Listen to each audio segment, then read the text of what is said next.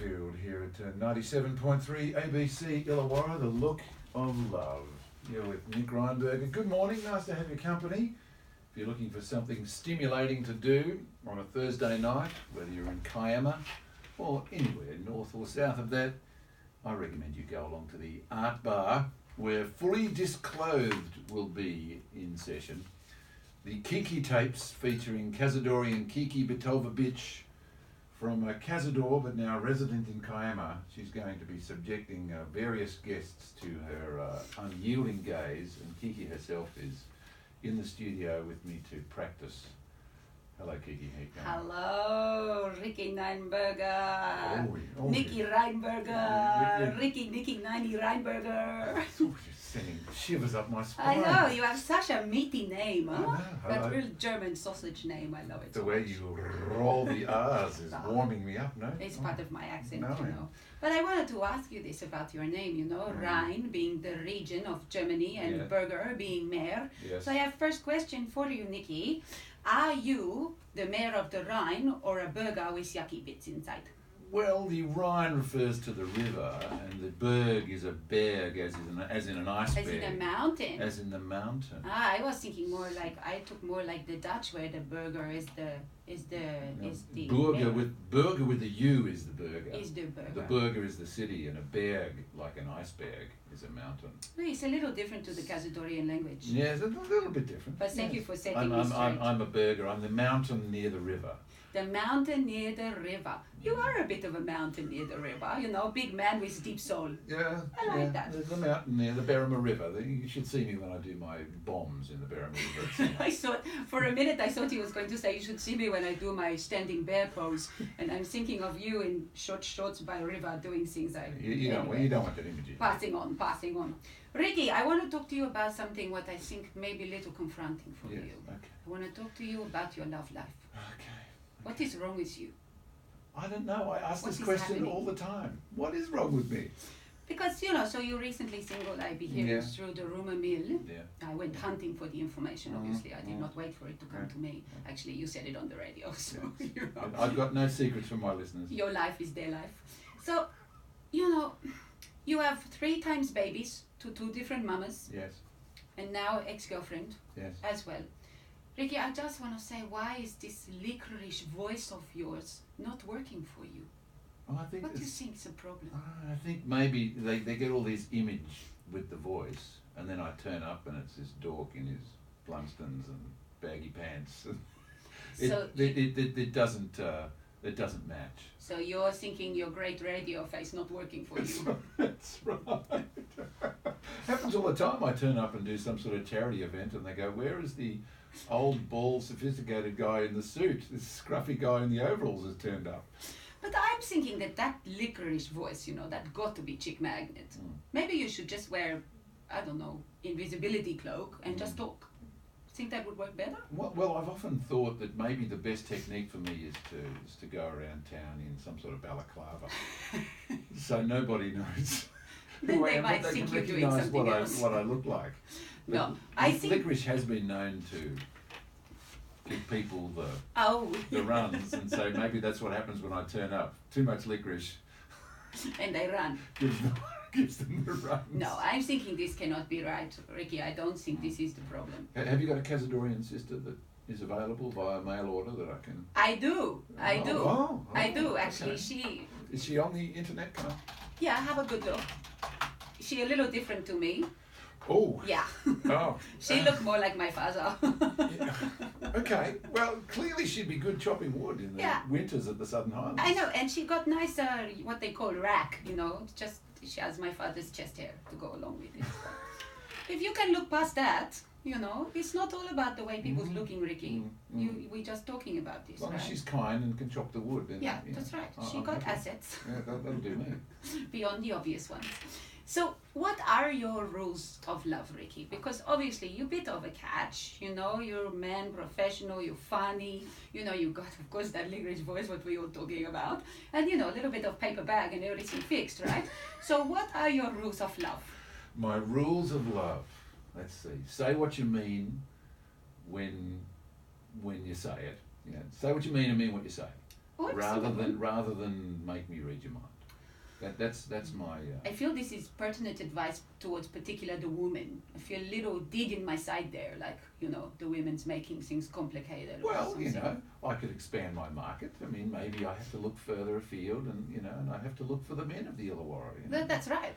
It's not necessarily a Jane. It could be a John. That's right. And Johns might like your baggy pants and scruffy demeanour. Exactly. But regardless of whether it's a Jane or a John, say what you mean. Don't make me read your mind later on. I like this. This is good advice, Ricky. Now we got beautiful licorice voice and some good swords. Okay, so that's 2 strikes for you. Well, not strikes, pluses. You're not out, you're up.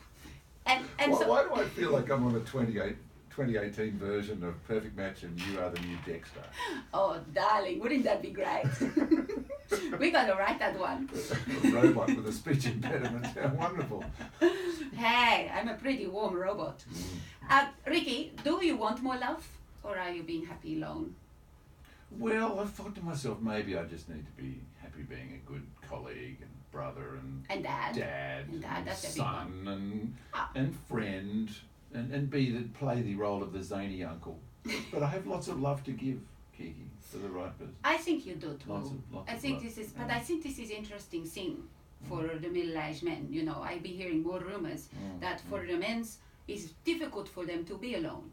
This is something what they're not comfortable with. The married men live longer, apparently. Yes, I know, but the married women are unhappier when they're living longer. So tell me what is wrong or right with this idea that we must be coupled up, I'm not sure. But you are approaching the danger zone, the time where the women's are becoming at certain age where they're quite happy to be alone, and the men's, they really don't want to be. So my theory here is that the men's, that's why they go younger, But I don't think that suits you, Ricky. I don't imagine that. Yeah, my mother said that to me. She said, you suit being married, Nick. Yeah. I didn't know quite what that meant. That you can't cope on your own. Yeah, maybe that's it. And she brought you here. She know you. Maybe I need a good men's shed. Maybe I can be married to my fellow handyman. You could be. What do you think? I think there's a lot to be said for the idea that as we be getting older and we're done with children's things, we just separate the sexes. The ladies, they move in together, they do what they like, they sit on the porch. You move to an island like all the women in the beginning of Wonder Woman. Or live together, occasionally import good-looking American soldiers. Stop, I'm not willing to go that far.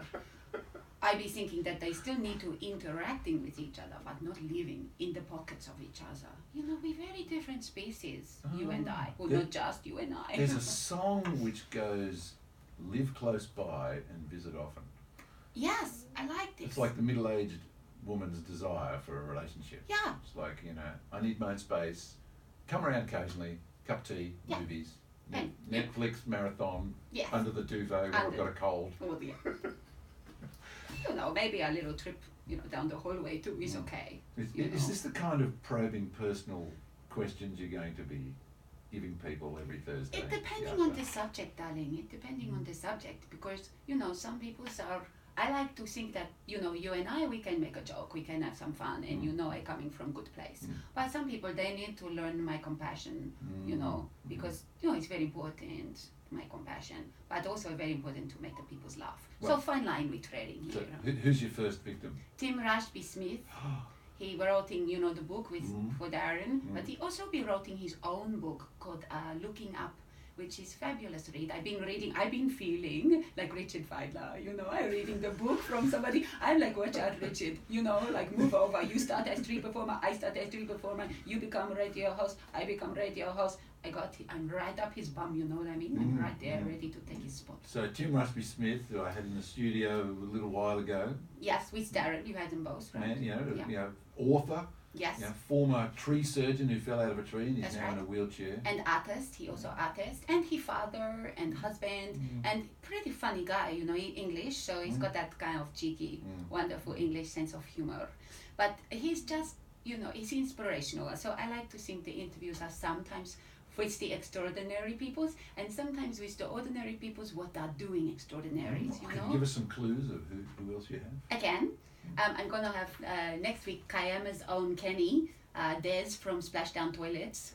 We're going to talk poo. And I'm pretty excited about this one because this one obviously, you know, not so personal, but just lots of jokes and gags and fun. Good. Yep.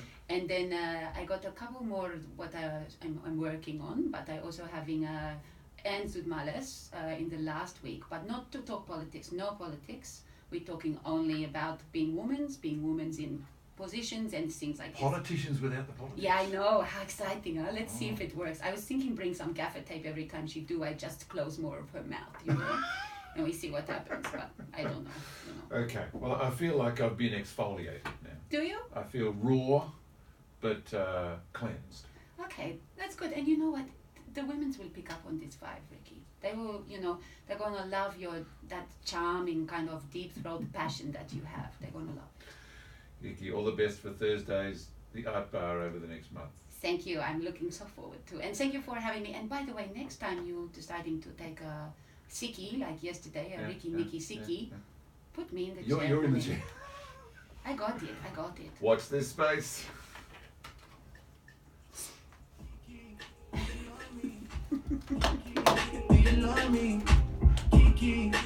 Go, Shannon.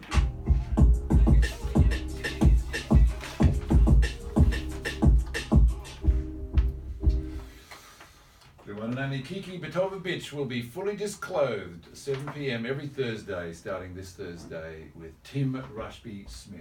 You're with Nick Rheinberger. This is 97.3 ABC Illawarra. Nice to have you with us this morning.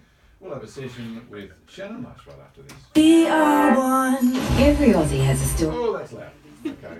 Beautiful. Thank you. Look, hang around. We'll have a cup of tea. I will. And